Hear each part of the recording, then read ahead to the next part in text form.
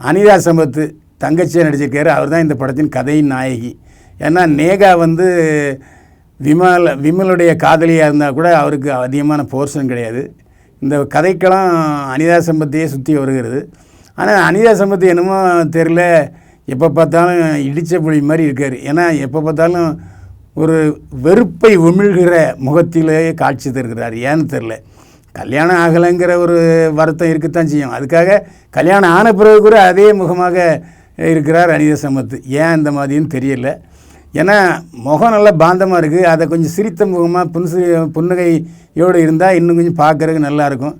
அடுத்து வர்ற படங்களில் அனிதா சம்பத்து இதை கவனிப்பார்னு நினைக்கிறேன். ஆர் பாண்டியராஜன் காமெடி கதாநாயகனாக இருந்த பாண்டியராஜன் இந்த படத்தில் அப்பா காமெடியனாக வந்திருக்காரு. ஓரளவு அவரும் கொஞ்சம் காமெடி பண்ண தான் செய்கிறாரு. ஏன்னா